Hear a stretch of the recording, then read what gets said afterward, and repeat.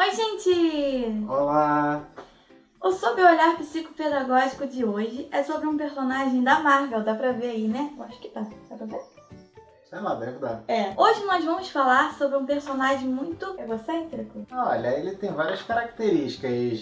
Depende do ponto de vista que você tá vendo, da fonte de informação que você tá vendo, né? Então é complicado de falar sobre ele. Nós vamos nos basear nos filmes da Marvel, tá? Porque eu acho que são os mais populares e é o que a gente assistiu mais. Tanto eu quanto ele, nós assistimos pouco desenho, né? Isso. Desenho, até HQ também.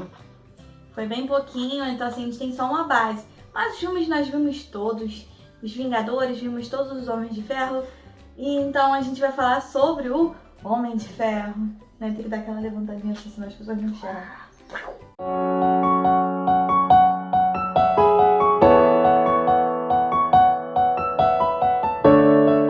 Então, usando como referência o Tony Stark dos filmes da Marvel, nós vamos estar fazendo a avaliação psicopedagógica dele, que levou um tempinho pra fazer, mas a gente não vai dar o diagnóstico de cara. Não, né? Dessa vez não, né? A Bela Swan foi muito fácil, então dele a gente vai deixar pro final. Dessa vez a gente vai dar as características que nos levaram a pensar nesse diagnóstico e vocês veem se concordam com a gente ou não. Primeira característica, aprende fácil e rapidamente. Todo mundo sabe que o Tony Stark tem um grande desenvolvimento para a área da engenharia, pode ser robótica, engenharia mecânica. No filme dos Vingadores, né, a gente vê que ele tá falando lá sobre física quântica, física nuclear, e auxiliar do Fury, que eu esqueci o nome, pergunta para ele, desde quando você se tornou um físico nuclear? Ele simplesmente olha para ela e fala, ontem à noite.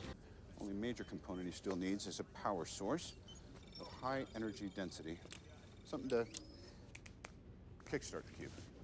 When did you become an expert in thermonuclear astrophysics? Last night. Então você vê que ele aprende as coisas muito rápido. No próprio Homem de Ferro 2, ele vê a maquete lá do reator Ark que o pai deixou para ele rapidamente, pela passagem de tempo do filme, você conclui que em aproximadamente uma semana ele já desvenda todo o mistério daquela maquete e já começa a fazer um novo reator Ark melhor para a armadura, né? Então será que ele tem um rápido desenvolvimento cognitivo? É isso que você quer dizer? Sim, então ele tem um excelente desenvolvimento cognitivo. Segundo item, ele é original e é criativo. Gente, o cara criou uma armadura sozinho. Então, assim, ele leva a empresa dele e ele é muito criativo. Eu acho que o design da armadura e o desenvolvimento da armadura ao longo do tempo, né? Que ele foi desenvolvendo, que ele foi melhorando, foi tudo muito criativo. Então, assim, a gente dá esse voto a ele, a gente colocou ele nessa característica porque eu acho que cabe bastante, né? O que não cabe é a porcaria do caminhão passando na rua, mas tudo bem. Mas é isso, ele é original e ele é criativo. Não há outro Homem de Ferro e nunca haverá. Surprise, motherfucker! Terceiro item, ele é bem informado. Então a gente vê, com a ajuda do Jarvis, né, que ele está sempre antenado em tudo que está acontecendo ao redor do mundo.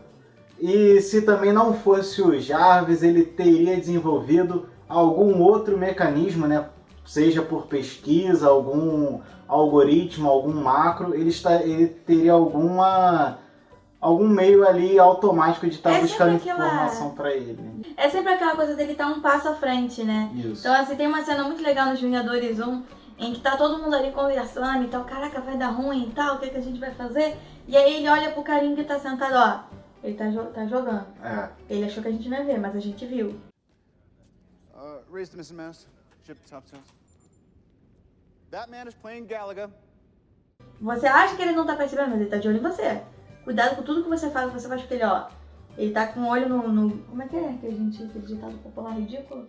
Um olho no padre, outro na mesa. Ele tá com um olho no padre e outro na mesa, ele tá vendo tudo. Tá atento ali a tudo ao redor dele. Quarto item, pensa sempre de forma incomum. Não sempre, mas o Tony Stark ele pensa de forma incomum. Um exemplo disso foi muito nos Vingadores 2, né? Que ele pegou lá o Ultron e ninguém pensou em usar o Ultron daquela forma. O que o Tony Stark fez? Não, vamos usar ele pra poder nos livrar do trabalho, que eu não quero mais trabalhar como Vingador. Tô cansado, quero tirar férias, pegar a Penny. É Penny? Pepper. Pegar a Pepper. Penny.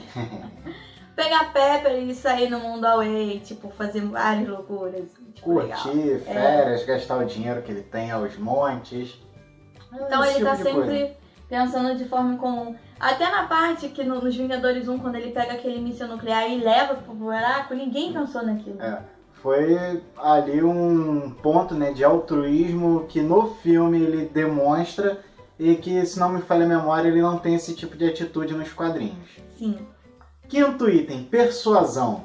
A gente vê, né, que de maneiras diferentes Tony Stark sempre tem um argumento persuasivo para mover o grupo a seguir aquela instrução que ele quer, a vontade dele, né? Então, um dos atos persuasivos dele foi na própria Era de Ultron, que ele consegue convencer, né, o Bruce Banner a fazer o Ultron dele, de pegar aquela inteligência, aquele algoritmo que estava na pedra lá do cetro do Loki, e convence o Bruce Banner a fazer daquele algoritmo uma inteligência artificial para proteger a Terra.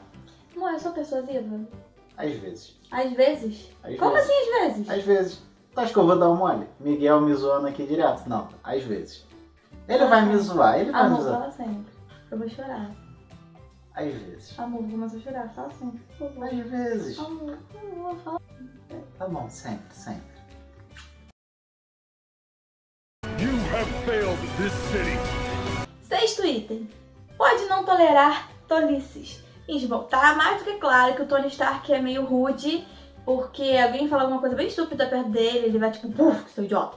Né? Não bem assim, porque eu não sou como o Tony Stark, eu não tenho todas as palavras, né? Porque ele parece sempre ter as palavras certas. Sim. Não é isso? E ele não tolera coisas idiotas, ele não tolera tolices, tá? Então se você falar uma coisa tola na frente dele, ele vai te hostilizar com vontade, porque é uma característica dele, né?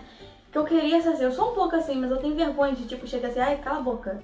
Tem hora que dá vontade, muita. O ator, né, Robert Downey Jr. deve ter pagado um dinheiro forte ao roteirista pra sempre botar uma palavrinha ali na língua dele, né? Na boca dele, melhor. Eu não tenho. Tá, fazer o roteiro perfeito pro cara. O cara Eu tá acho que sempre ele não tem roteiro, cara. Parece às vezes que ele não tem roteiro, tipo, vou sacanear. Coitado do Capitão América. You need to step away. Why shouldn't the guy let off a little steam? You know damn well why. Back off. Oh, I'm starting to want you to make me. Big man in a suit of armor. Take that off. What are you? Genius, billionaire, playboy, philanthropist. Sétimo item, ele é cético. Isso nem precisa dizer, né, gente? O cara duvida de tudo, ele sempre quer ter uma explicação científica, algum argumento para explicar algo, vamos dizer, místico ou mítico. Isso dá para ver desde o primeiro filme, isso também muito pelo lado científico, né? Não, desculpa. Isso muito pelo lado da ciência, né? Que todo cientista tem uma pontinha de ceticismo, até porque se não tivesse, não moveria as pessoas a descobrir alguma coisa. Eu não sou cética não, gente, só pra constar, eu sou cientista, eu fiz biologia e eu não sou cética. Mas você não duvida de algumas coisas? O quê? Pra querer buscar a verdade, ele investigar? Não, tipo, tá ali, eu acredito de boa. Rasga o jaleco que te pertence, cara. Você não merece. Sair da área, tipo... Não, já saí da área, gente. O pessoal que sai de exata pra ir pra humanos. Cara, ciências biológicas, não é exatas. You have failed this city. Esperto ao fazer coisas com materiais comuns. Gente, não precisa nem comentar isso, né? O cara foi lá e fez tipo, uma armadura de sucata. Dentro de uma caverna, sem recurso, desmontando mísseis. O cara me faz o reator ali de energia renovável e ilimitado, com sobra de míssel sucata dos próprios materiais da indústria Stark, armadura, armas para armadura, o cara de sucata de lixo, o cara faz uma das maiores invenções tecnológicas da era, né? Nono item, trabalhador independente. Cara, o Tony Stark sempre fez tudo sozinho, tanto que no início dos Vingadores ele teve uma grande dificuldade, né, de trabalhar em equipe, e mostrou até um pouco disso no início da Era de Ultron. 10º item. Ele tem excelente senso de humor, gente. Ele é o melhor dos Vingadores, ele é muito engraçado. E eu acho que o fato dele hostilizar as pessoas é bem engraçado. Porque assim, eu sei que é ridículo, mas é engraçado. Então assim, o senso de humor dele é o melhor. Ele leva tudo na brincadeira e nos momentos que tem a galera tá mais na tensão. O que salva é o senso de humor dele. E acho que a galera lá fica bem irritada, mas acho que visualmente, pra gente que tá assistindo, é muito engraçado. Então, entra aqui também na nossa listinha de itens, né? Sim. 11º item. Resiste à rotina e repetições. A gente vê que sempre quando ele tá cansado de alguma coisa, ele vai, ele vai e pega um novo hobby para fazer alguma coisa, para sempre estar ocupado. A gente vê isso claramente no 3º filme. O Homem de Ferro lá contra o Mandarim, que depois do 2º filme e os Vingadores, ele simplesmente cria um hobby de ficar criando armaduras para uma possível invasão Chitauri, né? Uma segunda invasão Chitauri. Uma invasão qualquer, né? Eu acho.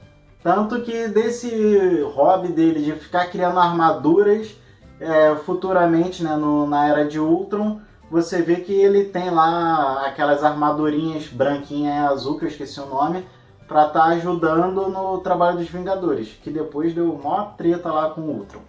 Então, gente, pra finalizar, depois de todos esses itens que nós pautamos pra vocês, o nosso diagnóstico dele é que ele tem altas habilidades. Eu acho que quem entende um pouquinho do assunto já deve ter sacado isso, né? Que o Tony Stark tem altas habilidades. Importante pra gente ressaltar o que as altas habilidades podem ser confundidas. Porque há muito erro de diagnóstico com crianças que têm altas habilidades. Às vezes eles são confundidos com crianças hiperativas, sabia? Não sabia porque eu não sou especializado na área. Piadinha Copiada! Não, isso é pra cortar, cara. Ele não vai cortar isso, isso tá errado, cara. Então, olha só. Eles também, as crianças com altas habilidades também podem ser confundidas, por exemplo, com deficiências comportamentais, tá? E algumas até com déficits cognitivos. Porque o que acontece? A escola se torna tão monótona, o cara é tão à frente, né? Que a escola se torna monótona, ele não gosta da didática da escola, da didática do professor, e ele se desinteressa. Então, assim, pode até tirar nota baixa mesmo. Isso acontece muito, tá? E então, assim, às vezes a gente tem que estar muito atento a isso. Eu já dei aula com uma criança com altas habilidades, só que eu não sabia que ele tinha altas habilidades. E ele não concordou em ver outros professores, não sei por que ele ainda concordou em me ver. E eu tentei brincar ainda com ele, ele tava dando aula de biologia. Aí eu tentei puxar aquela coisa, né, dos super-heróis. Tipo, é normal fazer isso? É normal pro corpo fazer aquilo? Tipo, ele cagou na minha cabeça ali, tipo, horrível. Me senti muito humilhada, tá? É muito ruim, cara. É difícil trabalhar com altas habilidades. Acho que foi a maior dificuldade que eu já tive com qualquer dessas que eu já trabalhei de inclusão. A maior dificuldade que eu tive foi trabalhar com crianças de altas habilidades. E eu só tive uma. Então, assim, tô esperando ter mais pra aprender a trabalhar melhor com isso, né? Mas, assim, eles te olham, assim, a criança que eu me olhei, né? E ele me olhava, tipo... tipo, uma coisa assim, sabe? Bem difícil. Mas é compreensível, né? Porque se torna tedioso pra ele estudar aquilo. Pro aluno comum, a didática tradicional já é complicada. Tediosa. Você imagina com uma criança que tem altas habilidades, né? Sim. Então, é isso aí, gente. Mais um vídeo aí sobre um olhar psicopedagógico. Se vocês gostaram, deixa aí seus comentários. Se vocês tiverem alguma sugestão de algum personagem pra gente tá trabalhando em cima dele, deixe no comentário ou mande um e-mail para a gente. Qual é o e-mail? mteixeira.psicopedagoga@gmail.com. Sim, é grande pra caramba, porque eu não sei criar e-mails e dar título para coisas. Então, nosso editor de vídeos, Miguelito, colocar aí... Eu não vou falar mais o nome dele, não. Eu tenho um editor de vídeo que é um fantasma, entendeu? Quando ele aparece com um saco na cabeça, ele briga quando eu agradeço ele aqui. Ele não gosta de gente, porque ele é assim. O Miguel tem problemas sociais, sabia, Miguel? Vou fazer um diagnóstico seu. Vamos fazer o diagnóstico dele? Nossa, editor de vídeo. Boto várias fotinhas dele assim. Aquelas fotos que ele sai com cara de... Esse vai ser o vídeo que não vai ser editado. A vingança. O retorno. É isso, gente. Como o William falou, se inscrevam nas nossas redes sociais. Deem like no vídeo, se inscrevam no nosso canal, compartilhem o vídeo, ajudem a gente. e vocês não vão ganhar nada em troca com isso, mas ajudem mesmo assim. Então é isso, a gente só queria se despedir, agradecer a vocês e dizer até a próxima. Toda terça-feira e quinta-feira aí da semana, sob um olhar psicopedagógico, na terça e quinta-feira alternando entre o Diário de uma Psicopedagoga e Pedagogiano. Eu vou ser Tá bom, gente. Até a próxima. Beijo.